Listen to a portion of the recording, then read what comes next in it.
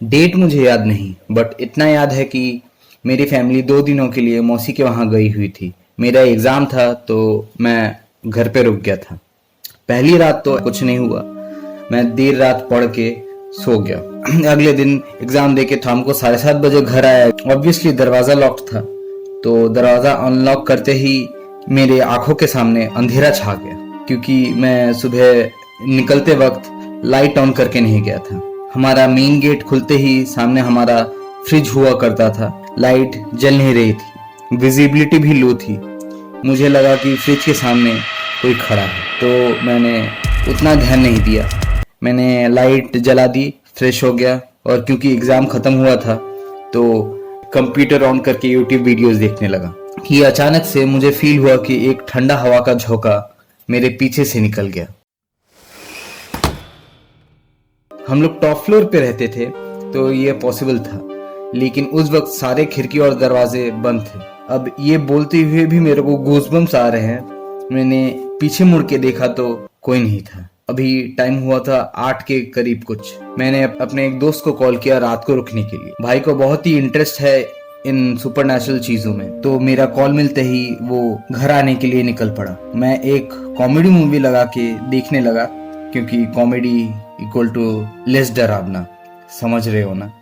Movie just खत्म होने ही वाला था कि ये लाइन चली गई और बाहर से फुटस्टेप्स की आवाज आने लगी।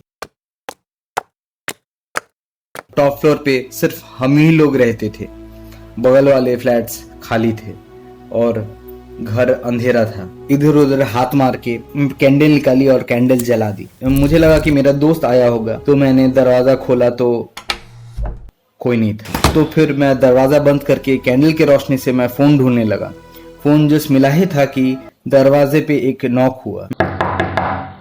दरवाजा खोलता हूँ, to my relief my friend was there. Light नहीं थी तो छत पे चले गए चिल करने। आई एक्सप्लेन टू हिम कि क्या क्या अजीब सरप्राइजेस हो रहे हैं मेरे साथ। ये बोलते ही इतने में ही बारिश आने लगी। हम लोग दौड़ के घर आके देखते हैं कि लाइन आ चुकी है, बाहर मूसलाधार बारिश हो रही है और घर के सन्नाटे में सिर्फ हम दोनों की आवाज गूंज रही है। तो हम दोनों बात करते करते कब आंख लग गई पता नहीं चला। करीबन 2:30-3 बजे बहुत जोर की आवाज से दोनों की आंख खुली और मेरा दोस्त सरप्राइजिंगली मुझे खिड़की की तरफ इशारा कर रहा था कुछ। मैं पीछे मुड़ के देखता हूँ कि मेरे रूम के क्लोज विंडो पे बाहर की तरफ से किसी के हाथ का निशान था। लेट मी रिमाइंड यू, हम टॉप फ्लोर पे रहते थे, सो बाहर की तरफ से हाथ का निशान होना इम्पॉसिबल था। हम लोग इसके बारे में सोच ही रहे थे कि हम जिस बेड पे बैठे थे उस बेड के नीचे से नॉकिंग की आवाज आने लगी। फिर हम दोनों बेड से उछल के खड़े हो गए। नॉकिंग की आवाज बढ़ती जा रही थी। हम लोगों की और हिम्मत नहीं हुई बेड के नीचे देखने की। हम भाग के दूसरे रूम पे चले गए। मेरा जो दोस्त था उसने बोला कि धूप और अगरबत्ती जलाते हैं और हम लोग हनुमान चालीसा पाठ करते हैं। मैंने सोचा कि भूतिया कांड ना भी हो तो हनुमान चालीसा पाठ करने में टाइम बीत जाएगा। आइडिया में कोई बुराई नहीं है, लेकिन अगरबत्ती और धूप जलाने के बाद ही पूरे घर से अजीब अजीब आवाज आने लगी और जैसे 4-5 लोग विस्पर कर रहे हैं ऐसी आवाज आने लगी।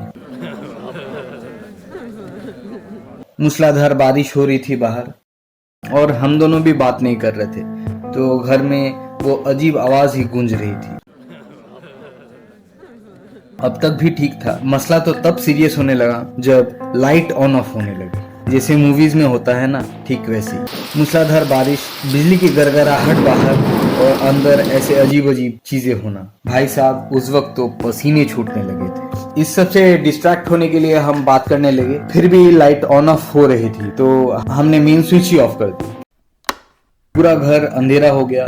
फोन का फ्लैश ऑन करके इधर उधर की बात करने लगे। बात करते करते कब आंख लग गई पता नहीं। सुबह की पहली किरण से मेरी आंख खुली। मैंने अपने दोस्त को जगाया। अब आसमान साफ था। हल्की अभी भीगी मिट्टी की खुशबू आ रही थी। घर पे सब नॉर्मल था। अगरबत्ती और धूप पिछले रात की बाकियात समेटे राख बन चुकी थी। मेरे बेड के नीचे वाले हिस्से में कुछ निशान थे। मैं आज इसे साइंस का लॉजिक देने की कोशिश करता हूँ कि शायद कोई छिपकली अपना पूंछ मार रही थी रात को मेरे बेड के निचले हिस्से में। लेकिन रूम की खिड़की पे हाथ का निशान अब भी पूरी तरह से मिटा नहीं था। उसका राज और पता नहीं चल पाया क्योंकि मौसी और मम्मी डोर पे नॉक कर रहे थे। उनको हमने सारी बात बताई। उस घर के साथ ऐसे और कुछ घटनाएं हुए, इवेंचुअली हमें घर छोड़ना पड़ा।